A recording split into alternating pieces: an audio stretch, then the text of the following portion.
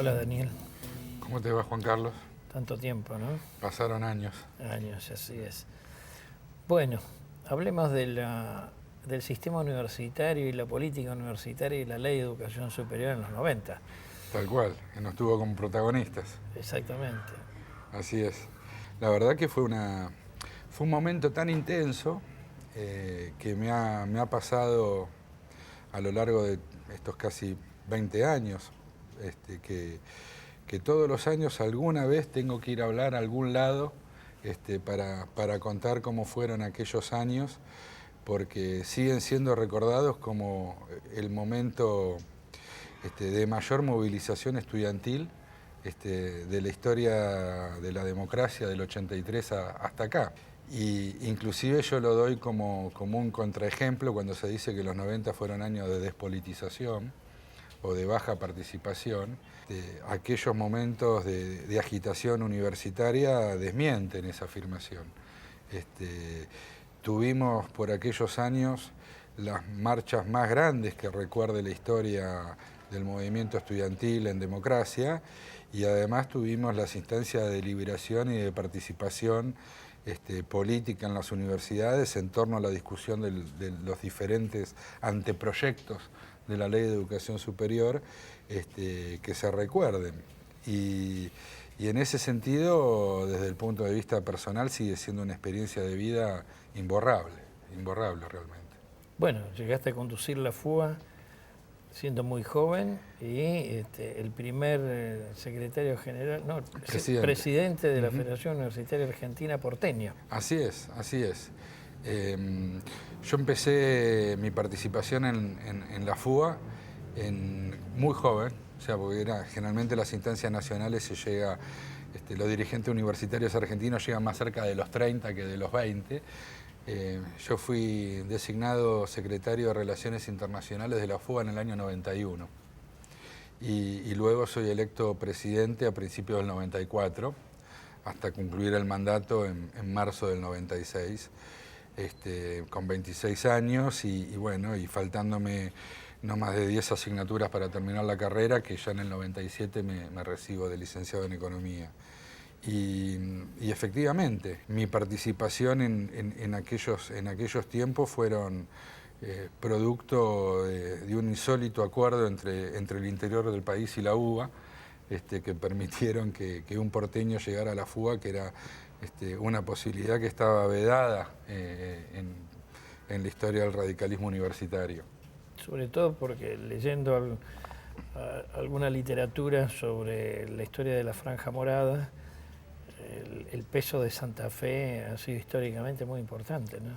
Muy importante y nobleza obliga. Yo llego a la FUA más por una decisión de la Regional Santa Fe que por una decisión de la propia Regional Capital. Recién, cuando Santa Fe hace explícito su decisión de apoyar mi candidatura, termino de conseguir los últimos apoyos en Capital que no tenía. Y de ese modo, luego de, creo que son 3 presidencias consecutivas entre Santa Fe y Rosario, llego a ser presidente de la FUA, proviniendo de una regional que tradicionalmente había sido bastante refractaria a la participación en las instancias nacionales, ¿no?, de la organización. Vos dijiste que fueron los años de mayor agitación y movilización del movimiento estudiantil. A propósito de la ley, ¿cuánto de esa movilización tenía que ver con la ley en sí misma o de confrontación con el gobierno de Carlos Menem? Yo creo que, digamos, primero el contexto, ¿no? O sea, el movimiento estudiantil venía de los años 80 de un proceso por el cual hacia el final de los 80 se empezaba a resquebrajar la hegemonía de la franja, ¿no? Tanto fundamentalmente por derecha, ¿no? La presencia de la UPAU había logrado hacerle mella a la franja en las universidades más tradicionales, y la perspectiva de que se rompiera ese consenso, llamémoslo así, reformista, que se podía resumir en 3 o 4 ejes: la gratuidad, la autonomía, el ingreso irrestricto, la extensión universitaria, había como comenzado a generar ya una contrarreacción, ¿no?, a la presencia de UPAU. Y el alineamiento de UPAU con Menem, en las universidades nacionales, es como que termina de conformar el monstruo, ¿no? que amenazaba el statu quo del sistema universitario.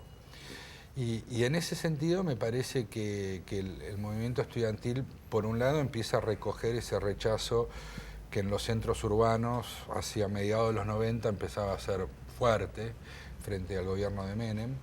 Pero por el otro lado también, entiendo yo, había como un intento de rechazar esa idea más genérica de la privatización, que por ahí no estaban plasmados en la ley que termina siendo aprobada, pero se percibía como una posibilidad latente, ¿no? De que eso, o como una posibilidad concreta de que esas ideas terminaran entrando en el sistema universitario. Y frente a eso se va constituyendo un movimiento que si bien parte de discutir ejes universitarios, termina siendo un rechazo al menemismo, ¿no? Al gobierno nacional. Para nosotros eso generaba una complejidad, porque por un lado nosotros veíamos que a lo largo de todo el proceso de discusión de la Ley de Educación Superior, estábamos logrando avances significativos en lo que podían ser nuestras posiciones y que de alguna manera lográbamos evitar aquellos ejes que, si querés después los comentamos, percibíamos como más nocivos. Por el otro lado, había una cuestión más simbólica que ya nos empezaba a superar a nosotros mismos. Como un efecto bola de nieve. Exactamente, que ya se había alargado una avalancha donde uno veía, digamos, los sectores medios urbanos que ya se ponían claramente enfrente al gobierno de Menem, y que la cuestión universitaria en sí misma empezaba como a quedar desbordada por otras problemáticas que de alguna manera fueron las que después llevaron a la constitución de la Alianza, ¿no? Sí, pasando previamente por las elecciones del 95, el intento de Bordón y Chacho Álvarez por un lado, y el triunfo de Menem en ese contexto, ¿no? Tengo una anécdota interesante sobre los muchachos del FREPASO en aquella oportunidad. Nosotros, en esa circunstancia de movilización, como yo llamaba, permanente o continua, y la verdad que digamos, jamás el movimiento estudiantil tuvo el aparato que puede tener la CGT para cohesionar una movilización, ¿no? Entonces a nosotros nos pasaba que el tren con los estudiantes de La Plata llegaba al mediodía, que las federaciones del Litoral y de Córdoba llegaban a las 3, 4 de la tarde y que recién Capital se empezaba a mover a las 7 de la tarde. Entonces entre las 12 del mediodía y las 7 de la tarde había columnas anárquicas de estudiantes dando vueltas que empezaban a autonomizarse en sus estrategias de lucha. Y bueno, y en un momento la Federación de La Plata, sin mandato de fuga ni nada, resuelve bloquear los accesos al Congreso de la Nación para que no pudieran ingresar los diputados a tratar el proyecto de ley. Yo recuerdo que yo tengo que salir a repudiar esa medida y a decir que ese es un límite que el movimiento estudiantil no está dispuesto a dar y a descalificar esa medida tomada por la Federación de La Plata. Y recuerdo que en esas circunstancias me cruzo con el diputado de Alessandro, no sé si estaba Chacho Álvarez con él en ese momento, pero recuerdo a Alessandro diciéndome, bueno, esto ya no da para más, a ver cuándo ustedes ya se dejan de joder y se votan en el Congreso y que salga lo que salga, pero tenemos los huevos llenos ya de los estudiantes rompiendo las pelotas en el Congreso, literal, literal. Decime una cosa. Y en ese contexto, ¿cuánto hay de mito y de realismo? Porque, digamos, cuando vos decís las banderas reformistas, es decir, según Finocchiaro en su tesis de doctorado, es la ley más autonómica desde Avellaneda, así que una bandera de la autonomía. El ingreso irrestricto está vinculado a la autonomía porque dice los sistemas de admisión o de acceso, permanencia, ingreso lo determinan las universidades. No hay arancelamiento, no hay privatización, entonces, ¿cuánto es? Por eso insisto, como un fenómeno de avalancha, de nieve que viene, que desborda en un contexto, digamos, en donde uno puede decir la crítica al neoliberalismo. O sea, si uno la sacara, hiciera una abstracción, un ejercicio analítico, y saco esto de la década. No, yo diría, ¿Cómo hace? Y yo diría que, digamos, hay que ir algunos años antes del 94. La discusión en realidad comienza con DEIMAS, claro, y con los asesores de Salonia. ¿no? Exacto. Y los primeros anteproyectos de ley, que todavía no era de educación superior, sino de ley universitaria, que presenta la gestión Salonia, eran fuertemente intervencionistas sobre el modelo universitario. Sí, o también con arancelamiento, Con ya sea de arancelamiento. impuesto al egresado o alguna figura de... Sí, y al mismo tiempo, yo recuerdo un documento que había sido escrito, no recuerdo por quién, pero era un documento oficial del Banco Mundial, donde haciendo mención sobre todo al peso que tenían los estudiantes en los consejos superiores, como un elemento que tenía que ser removido para que la universidad pudiera avanzar en su proceso de modernización. Pudo haber sido Albrecht, que fue uno de los primeros consultores que envió el banco. Puede ser. Entonces... Pero luego, bueno, los actores protagónicos de la asesoría del Banco Mundial eran del Partido Socialista de Mitterrand. Bueno, una cosa, por eso digo que... A partir de ahí, digamos, empezamos digamos, se abre un proceso que yo creo que es diferente. O sea, yo creo que hay todo un camino, que es sobre todo el año 91, 92, 93, exacto, donde se va confrontando muy fuerte con ideas que veíamos fuertemente intervencionistas. Y después, cuando surgen, digamos, ya los borradores de tu autoría, por decirlo de alguna manera, bueno, ahí se abre como una doble vía. Hay por un lado una instancia de negociación y de consenso que creo que protagonizan más que nada los rectores. Los rectores. Y en paralelo, digamos, el movimiento estudiantil conducido con la Franja, que trabajaba como en un doble comando, ¿no? En algún sentido cuidábamos que los rectores conservaran la instancia de negociación, pero que no, llamémoslo así, no fueran cooptados de a uno, y por el otro lado conservar la movilización estudiantil para garantizar también ese objetivo. De todas formas, digamos, cuáles eran por ahí las ideas que digamos, son sutiles por ahí para el gran público, ¿no? Pero uno diría, bueno, a ver, nosotros teníamos siempre una concepción estamental y, si se quiere, parlamentaria de los sistemas de gobierno de las universidades. Para nosotros las asambleas universitarias y los consejos superiores debían ser más importantes que los rectores. Claro. En las ideas de ustedes estaba más la idea de la elección directa del rector, que de alguna manera... o del predominio de los órganos, más bien la diferencia de funciones, ¿no? Los órganos unipersonales, o sea, rectores y decanos con funciones ejecutivas, los órganos colegiados con funciones legislativas, y ustedes como estudiantes tienen participación en los órganos colegiados. Y entonces, si el rector solamente cumple funciones del órgano colegiado, nosotros no lo compartíamos. Exactamente, ahí había una diferencia, después teníamos discusiones. Generalmente las facultades, por llamarlo alguna, más cientificistas, siempre buscaron tener relación directa con las agencias de financiamiento de proyectos de investigación y salirse de sus consensos internos en los sistemas universitarios. Y nosotros queríamos tenerlas, digamos, más circunscriptas a los consensos internos, y entonces ahí entrábamos en discusión con los organismos que ustedes proponían de darle más entidad a los consejos por facultades, y la discusión eterna con las facultades de medicina.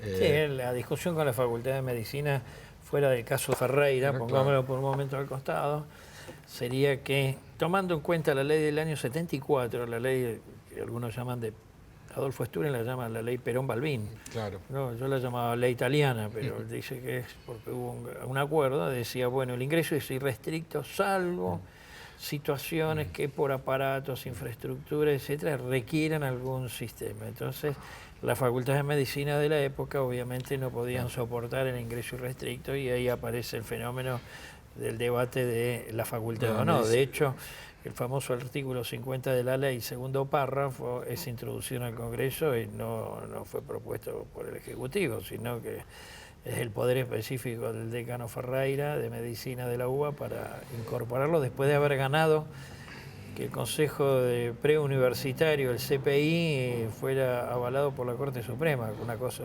insólita. De locos. Inclusive ese episodio del artículo que Ferreira logra introducir en el debate en particular, bueno, digamos, la dinámica política a veces impide poder operar en finito, pero digamos, nosotros reivindicamos el retiro de los diputados radicales para acompañar la marcha en la sanción, pero después le estábamos pidiendo que volvieran para evitar la introducción de ese artículo por parte de Claro. Y nos decíamos, bueno, muchachos, ya está, sí, ya estamos afuera, después no. Entonces sí, efectivamente, ahí se coló esa cuestión. Pero te vuelvo a repetir, o sea, me parece que hay como, yo diría que hay tres momentos, ¿no? Digamos, hay un primer momento donde se confronta básicamente con el equipo de Salogni y sus ideas. Hay un segundo momento que ya tiene a vos como secretario de Políticas Universitarias, donde si bien la movilización recrudece porque se avanza con un proyecto de ley, por el otro lado se fortalece la negociación. Se fortalece la negociación, y creo que hay un tercer momento que es el desarrollo, la ejecución y la madurez de la ley ex post, que termina siendo una ley que termina acomodando el sistema universitario y que aún hoy sigue vigente. Sí, porque las grandes instituciones como la CONEAU y el CIN y los consejos de rectores, etcétera, más allá de vaivenes, funcionan, ¿no? Funcionan, y inclusive el rol de la CONEAU ha sido un rol muy importante, sobre todo, creo yo, en lo que tiene que ver con ordenar el sistema de posgrados, ¿no? Y establecer criterios. Bueno, la primera evaluación de posgrado de la CONEAU mostró que el 25% de los posgrados no alcanzaban umbrales mínimos de calidad. Correcto.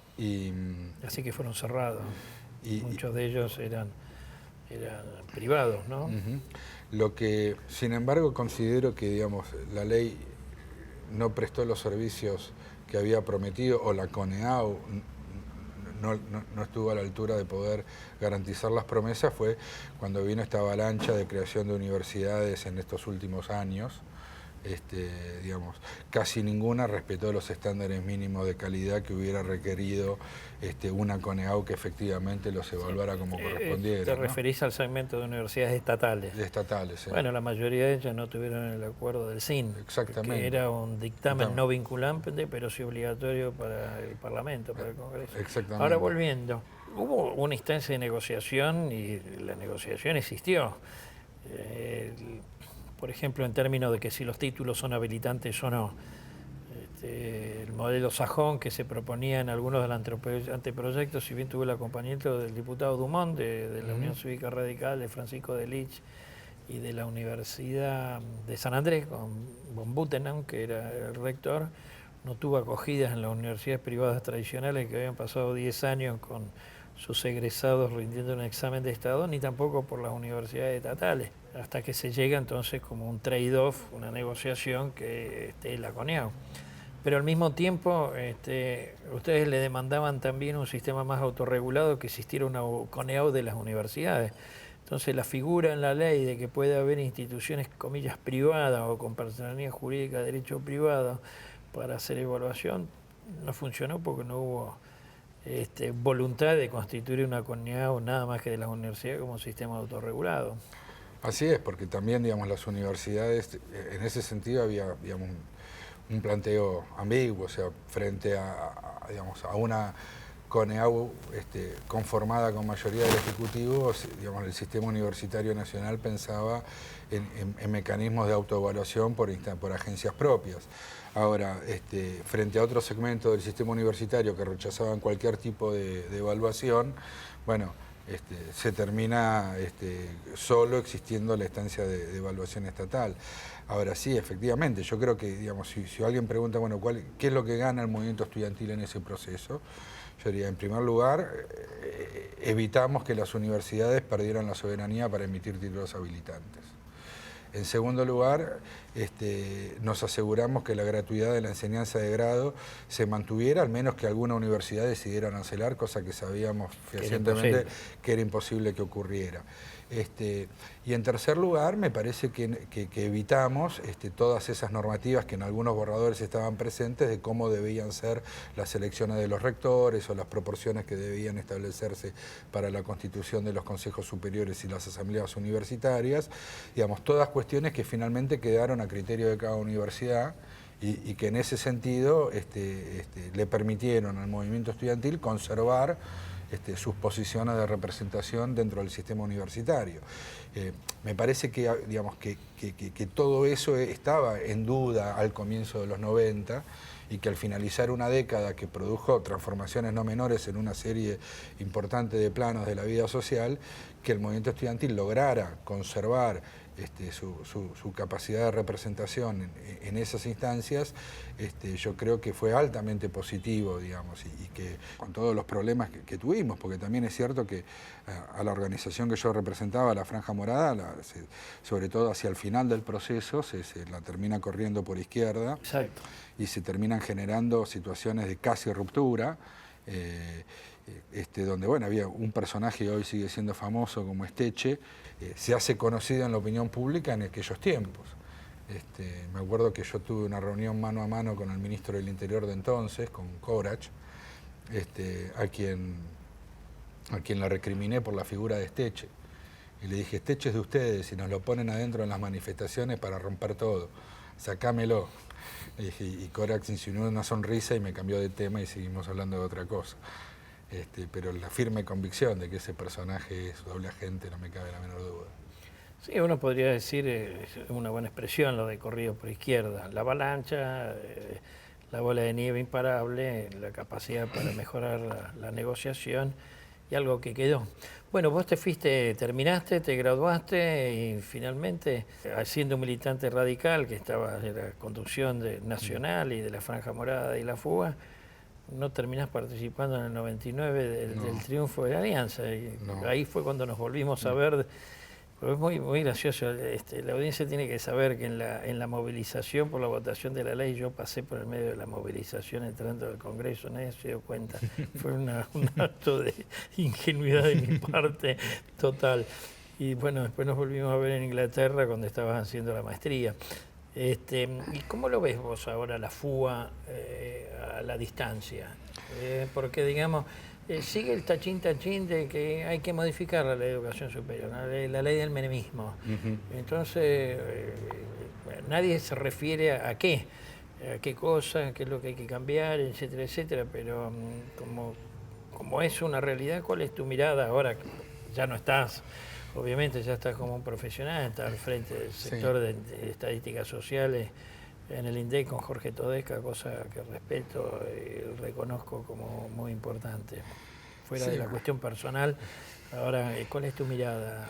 Bueno, primero una aclaración. Yo, mi decisión de no participar del gobierno de la Alianza fue una decisión política, ¿no? Yo era convencido de que no había convertibilidad de rostro humano, que la única posibilidad de gobernar a partir de las condiciones de la economía de aquel entonces era saliendo de la convertibilidad. Vos estabas con Roberto Frenkel y no con Machinera. Exactamente.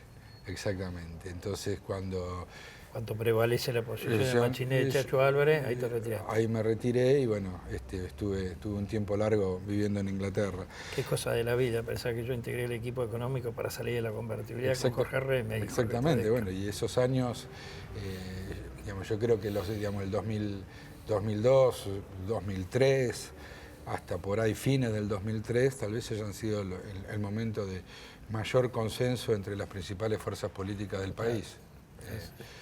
¿Y ahora cómo lo ves a la distancia, el movimiento estudiantil? Y yo creo que, digamos, por un lado es cierto que la fuga sigue reclamando modificar la ley de educación superior, es cierto que la modifica... Pero nadie entiende qué. No, nadie entiende qué. No dice qué. Es como una cuestión más bien ideológica o simbólica, llamemos así, como la ley de educación superior tiene el simbolismo de los 90, del neoliberalismo. Pero creo que hay un reclamo legítimo en relación a establecer tal vez estándares más vinculantes o enforcement más fuertes para evitar que tengamos situaciones como hemos tenido con la Universidad de OTACE, las universidades que se han creado bajo el amparo del kirchnerismo estos años, que tienen, digamos, niveles de calidad muy bajos y de adoctrinamiento ideológico muy claros y que, digamos, carecen de pluralismo. Bueno, en definitiva creo que... El movimiento ideológico es como hablaba con Adolfo Stubrin a propósito del 83-89, es que la Universidad Argentina no escapa a la politización nacional. Entonces, cuando le toca gobernar al peronismo, nombra rectores, organizadores a peronistas. Y cuando ganan, ahora ganó Cambiemos, y como está conferido al radicalismo, los rectores organizadores están formateados con Sí, son franja morada o sí, pero son bueno, radicales, pero digamos, más allá de, más allá. no estoy hablando del tema de calidad, porque el caso de la Universidad del Oeste, al que hiciste mención, es un caso extremo.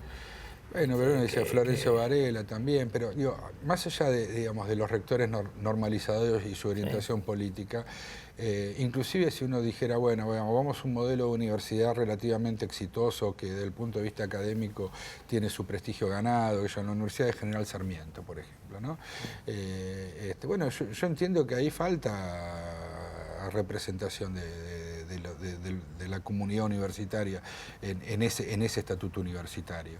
O vamos a la Universidad de Quilmes también, me parece que hace falta, digamos, los modelos de estatutos universitarios, que en general, en menor medida, los del 90 y en mucha mayor medida los 2000, donde, digamos, bueno, se han armado estatutos universitarios que son mucho más restrictivos a la posibilidad de que las minorías o las oposiciones construyan mayorías que los estatutos tradicionales. Entonces uno ve que la UBA, La Plata, Córdoba siguen teniendo una dinámica política pluralista y donde cambian los actores y cambian las ideologías y cambian las hegemonías, y hay como un movimiento de rotación entre quienes las gobiernan.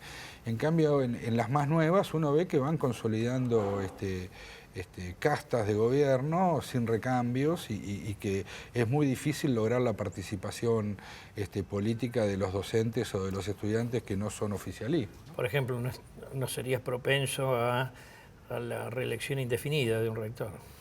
A mí no me Digo gusta. porque el caso de Oscar Zuberov expresó eso y por eso, lamentablemente, yo tengo por Oscar un afecto casi como un padre. Yo también la tengo, a la distancia, y sobre todo por su equipo académico con Alicia Camillioni. Uh-huh. Yo recuerdo con mucho dolor y mucha tristeza cuando Oscar va por su tercera reelección en el 97, yo era de los que le aconsejaba que no. Y él termina en el 2001 de la peor manera como rector de la Universidad de Buenos Aires y efectivamente, digamos, es un horror las reelecciones indefinidas de los rectores. Y es extraño porque, por ejemplo, en el Estatuto de la UBA los decanos no pueden reelegir al rector sí, cuando, bueno, los decanos creo que tienen 2 periodos nada más. Ahora, fíjate las paradojas, ya que estamos hablando un poco del presente, porque, por ejemplo, veo que los sistemas de evaluación de calidad en Alemania participan los estudiantes.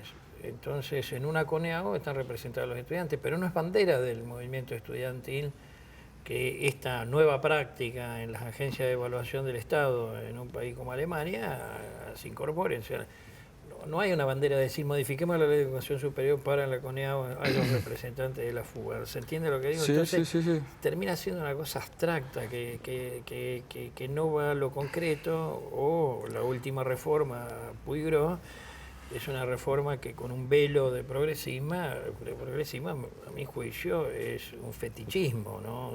Sería bueno que hubiera planteos de la nueva reelección indefinida de los rectores, como ahora lo hay para los intendentes en la provincia de Buenos Aires. Bueno, yo lo discutí esto con la federación, digamos, sobre todo con sus autoridades recientes, tuve la oportunidad de hablar con ellos y plantearles, bueno, ¿por qué no hay una presencia más activa del movimiento estudiantil dentro de la CONEAU?